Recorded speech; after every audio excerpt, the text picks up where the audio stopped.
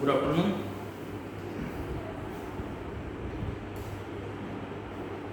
In the last lecture, we were dealing with the poem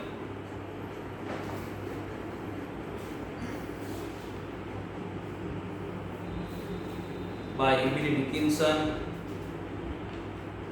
Hope is the thing which feathers.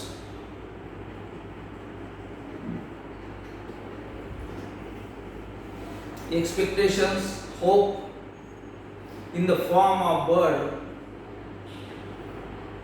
is expressed by poet Emily Dickinson.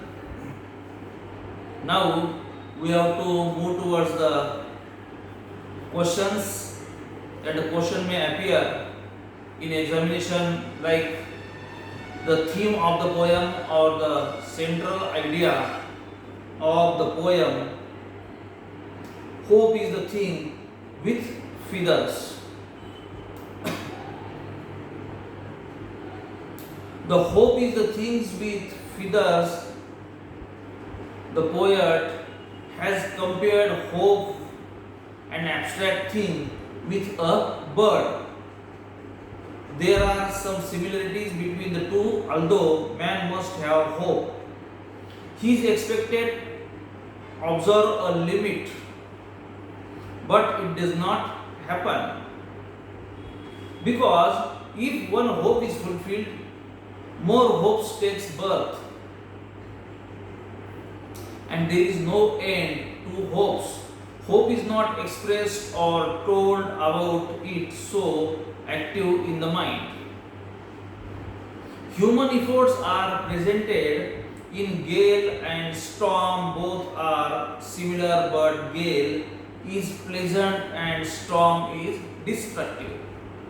When human efforts fails, it is represented in storm, and when they are successful, it is represented in gale.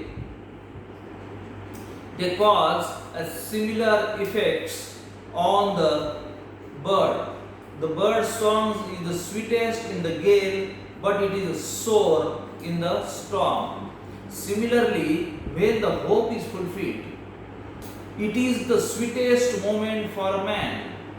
And when your hope is not fulfilled, it is a disappointing moment and experience, like the sore song of the bird. Thus, experiences of human efforts in their attempts to fulfill their hopes and experiences of the birds in both the gale and the storm run parallel with one another in the given poem.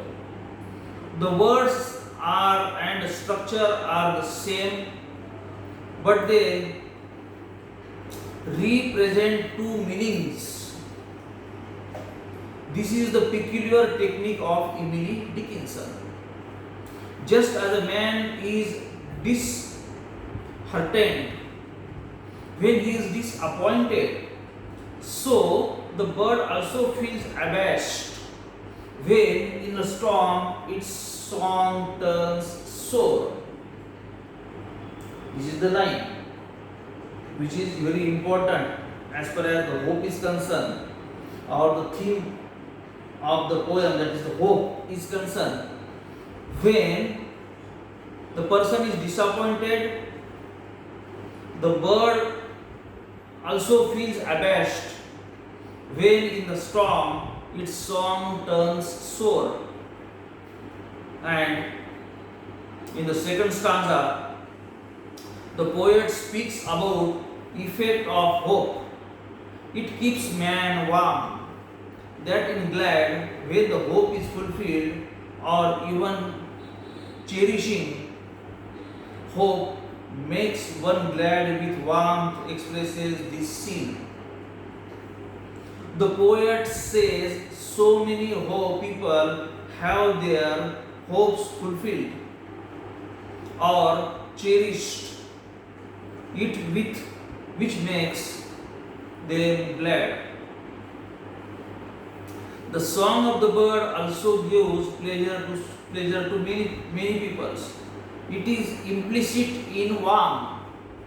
See here, the song of the bird, the hope, it is compared with the human life, or it is compared with the life and death. This is the significance of the hope, or the central idea of the poem. And here in the poem, Emily Dickinson analyzes human notions which are important in modeling or formulating one's life. Here, poet speaks of hope and analyzes its characteristics or characteristic qualities. Hope is closely integrated with each individual in the world. One who wants to live a life must cherish some hope, and one attempts to fulfill these hopes. So life's activities depends on hope or hopes. Even an ascetic cherishes some hope. Thus, there is nothing in the world and life that man does not hope for. The poet pauses and implications. So, she concludes saying, like a philosopher, that whether one's hope is fulfilled or not, one should not take it in the extremely, because both are harmful or not. One should not take it in the extremely. The poet then speaks of the pleasure. Everyone wants pleasure, but more of them do not get it. It is like the hide and seek in everyone's life, that the times one thinks he is the happiest person, and the next moment he sees that he is the most miserable person. Such type of the symbolism, significance, central idea of the poem that we can observe. In addition to this, that the theme in the Dickinson's poetry, love and death. Love, death, spirituality of God, etc. are the usual themes of Emily Dickinson. She wrote thousands of short poems which are called epigrams. She uses a few words which are carefully selected, and much is suggested rather than told. The words expresses what the poet meant. And here, love and death is the very common theme in the writing of the Emily Dickinson. Then, in addition to this one, now we have to conclude the poem with the few lines about the poem, that is,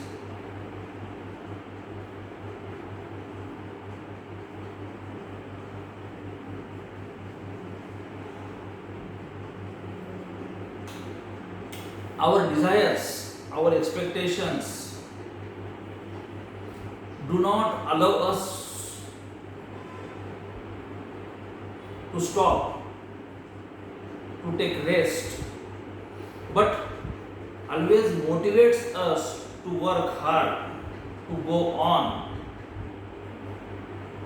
The desires, expectations, hopes, ideas always motivates the person to work hard. And if your ideas, your desires, your emotions, your feelings are fulfilled, then you become happy, and the person used to share the happiness with others, and if he is not happy, his desires are not fulfilled, then she used to sustain it in mind.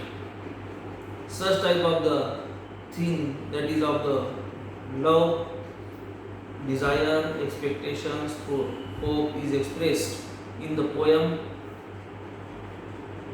And if the word, that is strangest,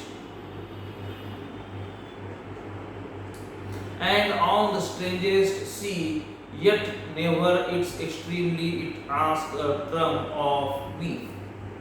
If the person is very strangest and suppose his hopes are fulfilled, and suppose his hopes are not fulfilled, in both the cases the person never shares it with others.